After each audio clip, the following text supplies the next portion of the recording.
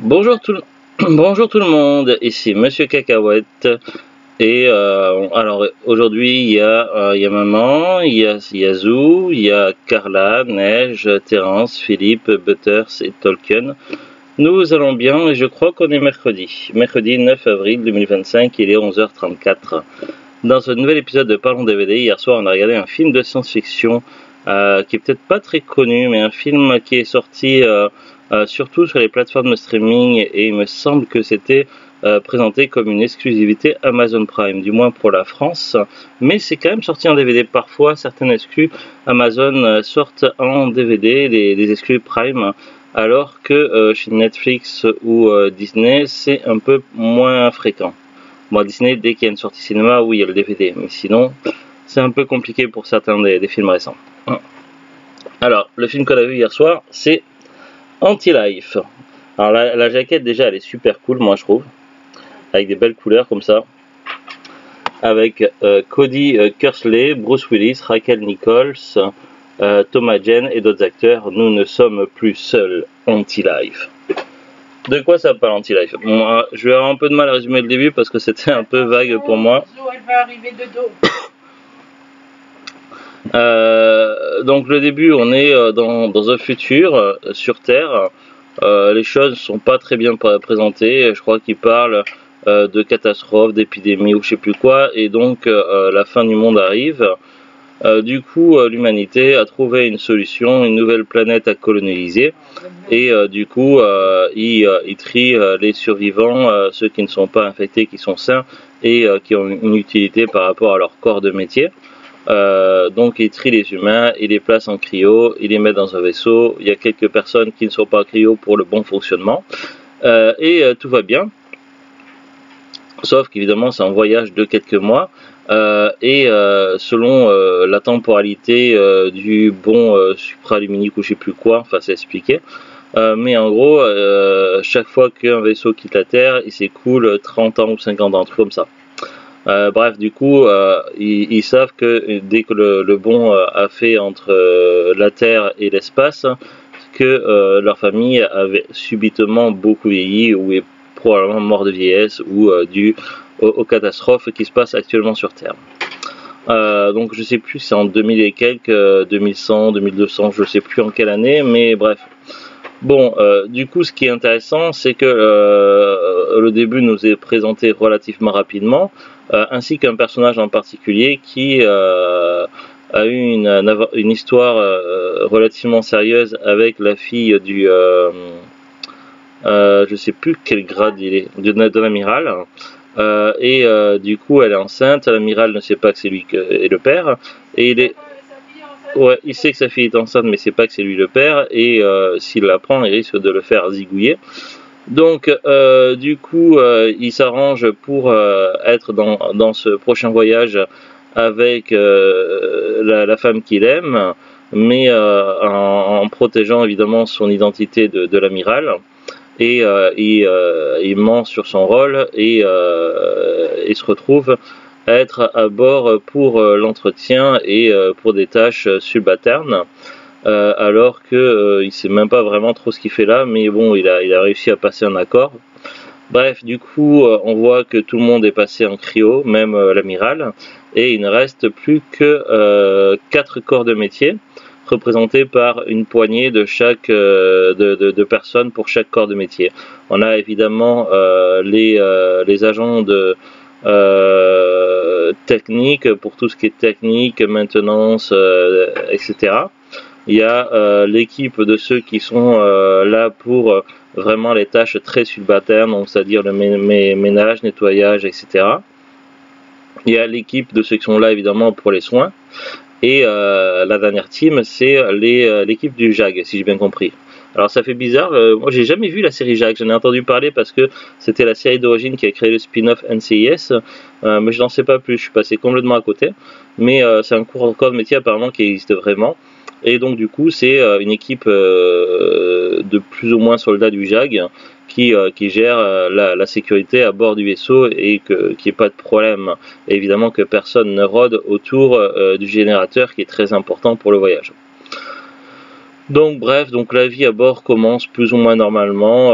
Il y a certains qui sont un petit peu désœuvrés et qui font un petit peu leur coup en douce, préparer de l'alcool illégal, plus ou moins frelaté à bord pour faire un petit peu la fête. Il y a ceux qui sont dans leur coin qui font plus ou moins des conneries ou qui ne travaillent pas.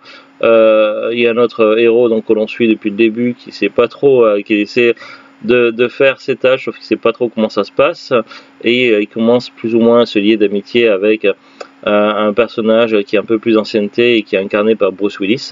Alors évidemment, c'est pas le doublage habituel de Bruce Willis puisque son doubleur à ce moment-là était déjà décédé, le doubleur fétiche de Bruce Willis, donc c'est un autre doubleur qui le fait, mais ça fait un peu bizarre au début, mais on s'y habitue, donc ça va. Sauf que rapidement, il va y avoir un problème, il va y avoir une autre présence à bord. Et là, on va passer directement sur le mode huis clos, avec un ennemi à bord, un ennemi inconnu, un ennemi implacable, qui va faire que les gens vont être décimés les uns après les autres, et ils vont chercher tant bien que mal à trouver une solution pour régler cette menace. Sauf qu'apparemment, rien ne semble efficace, et ça va tourner au cauchemar. De plus, l'ennemi semble avoir un objectif en particulier, et il va falloir évidemment régler ce problème avant d'arriver sur la nouvelle planète, sinon c'est la catastrophe et la fin de l'humanité. Voilà le speech, donc j'irai pas plus loin dans les détails pour ne pas spoiler. On abordera peut-être quelques détails en toute fin de vidéo dans la rubrique spoiler, parce que c'est quand même intéressant. Mais globalement, c'est un film qu'on a vu doublé en VF évidemment, un film que j'ai bien aimé. Donc j'avais lu le synopsis au dos du boîtier, donc je savais que ça allait m'intéresser. Et puis moi, dès qu'on parle de science-fiction, j'achète direct, donc il n'y a pas de problème. Donc je savais que j'avais peu de chances d'être déçu, et finalement j'ai passé une très bonne soirée. Le doublage est correct, le jeu d'acteur est correct, les effets spéciaux sont plus que corrects. On est sur une qualité d'image vraiment impressionnante pour du DVD, on se croirait presque sur du Blu-ray. C'est vraiment... j'ai trouvé, j'ai déjà vu beaucoup de huis clos dans l'espace et j'ai trouvé vraiment avec une qualité vraiment très élevée. Que ce soit les effets spéciaux, les images et tout, même les parties en extérieur avec les vaisseaux spatiaux, j'étais vraiment soufflé. Tu disais, Zo? Oui. Vous aurez regardé sur la PS5 avec la télé 4K. Oui, on a regardé sur une télé un petit peu ancienne dans le salon, mais on aurait regardé directement dans la chambre sur la télé 4K, ça aurait été peut-être encore mieux. Mais je suis pas déçu, franchement, c'était très très bon divertissement. Seul petit regret, la fin ouverte qui donne envie d'en savoir plus, mais a priori j'ai fait des recherches sur internet et j'ai pas l'impression qu'une suite est prévue, donc après j'ai peut-être mal fait mes recherches. On va regarder un petit peu les infos sur le DVD et après sur Wikipédia. Alors, Anti-Life, donc le recto, le verso, à l'intérieur c'est comme ceci. On va lire les petites infos derrière. La Terre se meurt. Un dernier vaisseau tente l'ultime voyage vers un nouvel Eldorado, mais un ennemi intérieur s'est également embarqué.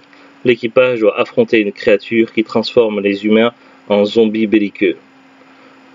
Bruce Willis affronte un alien mutant dans un film inspiré par The Thing. Évidemment, j'ai jamais vu The Thing, ni l'original ni le remake, mais je connais un peu l'histoire parce qu'il y a beaucoup de films fortement inspirés de The Thing et même des séries télé avec des épisodes tels qu'un épisode de X-Files ou même du Caméléon avec Jarod. Bref, The Thing est quand même incontournable et évidemment, on sent qu'il y a une inspiration dessus. Après, ils nous disent également Bruce Willis est impérial dans ce film de science-fiction et d'horreur généreux en action. À ses côtés, Thomas Jane qui a joué dans The Punisher, un film que j'ai beaucoup aimé, et Rachel Nichols dans Conan. Mais Thomas Jane a également joué dans La Brume aussi. Le premier téléfilm de Stephen King qui était vraiment très très bien. Il me semble que c'est lui, si je dis pas de bêtises. On va regarder sur Wikipédia les petites infos sur Anti-Life. Anti-Life est un film d'action et de science-fiction américain réalisé par John Sweets, sorti en 2020 en VOD, donc vidéo à la demande. Bon, après il y a le synopsis, qui raconte peut-être un peu trop, donc on va zapper. Le titre original c'est Breach, B-R-E-A-C-H, titre français Anti-Life. Je sais pas s'il y a un gros rapport au niveau de la traduction. Alors, société de distribution aux États-Unis c'est Saban Film et en France Metropolitan Film Export. Genre action science-fiction, moi je dirais huis clos, science-fiction huis clos plutôt. Après l'action il y en a un peu quand même. Durée 92 minutes, sortie aux États-Unis le 18 décembre 2020 uniquement en VOD, vidéo à la demande. En France, c'est sorti le 18 mars 2021 en DVD et en Blu-ray, mais également sur Amazon Prime si je dis pas de bêtises. Il me semble que quand c'est sorti directement sur Prime au début, avant la sortie DVD, il y avait marqué exclusivité. Il me semble avoir vu ça, mais c'était un petit moment. Après, c'est pas si vieux que ça, 2020-2021.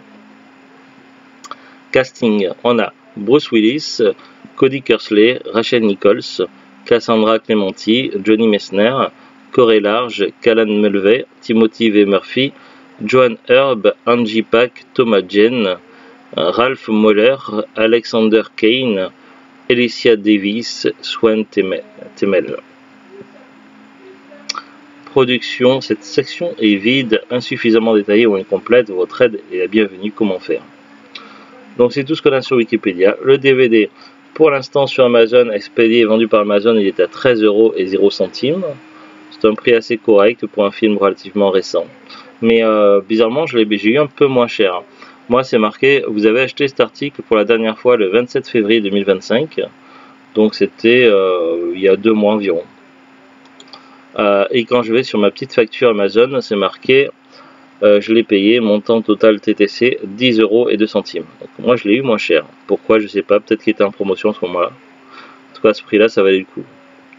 Voilà, pas grand chose de plus à en dire. Après, franchement, si vous êtes fan de huis clos, de thriller, de science-fiction, un petit peu de tout ça, le film devrait vous plaire. Vraiment très très sympa.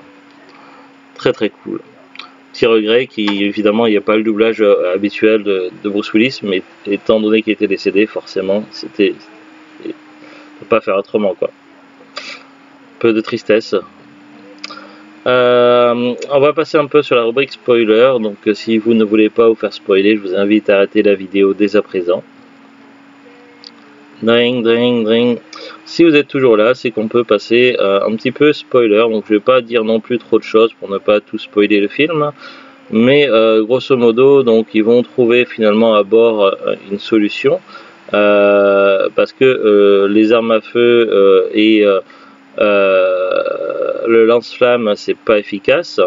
L'espèce de créature sous forme de ver extraterrestre qui rentre dans les humains pour les manger de l'intérieur et les contrôler comme des pantins, va en faire des humains un peu comme une armée de zombies qui va avoir pour objectif de traficoter le réacteur pour aller plus vite sur le nouveau monde pour le coloniser. Évidemment, le héros, le personnage principal, va trouver une solution, un super dissolvant qui, mélangé, fusionné au lance-flamme, va donner un super lance-flamme bleu de la mort qui dissout tous les extraterrestres, y compris même le méga boss qui va apparaître tel un personnage de jeu vidéo. Évidemment, petite surprise et petite référence peut-être à Alien, quand un des personnes va tenter de s'échapper par un petit vaisseau de capsule de sauvetage, sauf qu'évidemment il va y avoir un alien à bord et il va mourir. Et aussi surtout la fin ouverte très ironique où ils arrivent finalement à la fois le héros et sa femme ou sa fiancée, on ne sait pas. Ils arrivent tous les deux seuls survivants parce que tout le reste a été atomisé, exterminé, détruit sur le nouveau monde, la nouvelle planète. Ils espèrent pouvoir recommencer une vie dans le meilleur bonheur du monde, sauf que pas de peau, arrive une créature un peu lointaine qui n'est pas amicale, qui ressemble à une créature zombifiée extraterrestre, et en plus on voit au très lointain une forme extraterrestre gigantesque qui semble plus grand que la planète, mais qui semble également combattre un vaisseau qui semble plus ou moins terrien. Et du coup on imagine qu'il y a que les 50 millions des êtres humains qui ont été amenés sur cette planète ne sont pas encore tous morts et qu'il y a un genre de résistance, rébellion, mais en sachant que ce combat existe depuis peut-être un bon moment et que c'est peut-être un combat perdu d'avance puisque ils sont le dernier vaisseau à avoir quitté la Terre, en sachant qu'il y a un bon minimum de 30 ans entre chaque bond spatial, ce qui fait que 30 ans plus 30 ans plus 30 ans, s'il y a eu 15, 30 ou 50 vaisseaux, il s'est peut-être écoulé plusieurs siècles entre le moment où le premier vaisseau est arrivé et eux, donc il a pu se passer beaucoup de choses. Donc évidemment, ils arrivent peut-être sur un combat perdu d'avance, mais peut-être avec une résistance possible, et pourquoi pas une suite en film un jour, avec un combat de résistance et autres, mais en sachant que ça semble peine perdue. Donc ça laisse également aussi un autre mystère en plan, c'est que lorsque les cadavres détruits, pulvérisés lors d'une explosion en bombe lorsque l'amiral se sacrifie, les cadavres sont reconstitués par une force alien qui en fait un méga boss, un méga truc gigantesque. Et une fois que ce truc est détruit par la nouvelle arme créée, on voit qu'il y a à l'intérieur du méga-boss une créature de type de forme plus ou moins humanoïde, mais avec un corps de type inconnu, très étrange qui en sort, mais après le vaisseau est quand même détruit, donc est-ce que cette créature survit ou pas? Ça ressemble à une nouvelle forme de vie possible. Donc ça laisse quand même beaucoup de mystères en place sur un film vraiment très intéressant et très prenant, riche en émotions et vraiment très sympa. Donc un film que je pourrais revoir avec plaisir et que moi franchement en tant qu'amateur de science-fiction, de huis clos et de thriller, j'adore et que je reverrai avec plaisir, mais ça laisse quand même des questions en suspens et je trouve que c'est un petit peu dommage. Donc j'aimerais bien qu'il fasse une suite, mais il n'y a pas beaucoup d'informations qui circulent là-dessus sur internet, même très peu, voire rien. Donc voilà, c'est tout, donc mystère et boule de chewing-gum. Allez, à très bientôt tout le monde, salut, bon mercredi à tous, au revoir. Au revoir.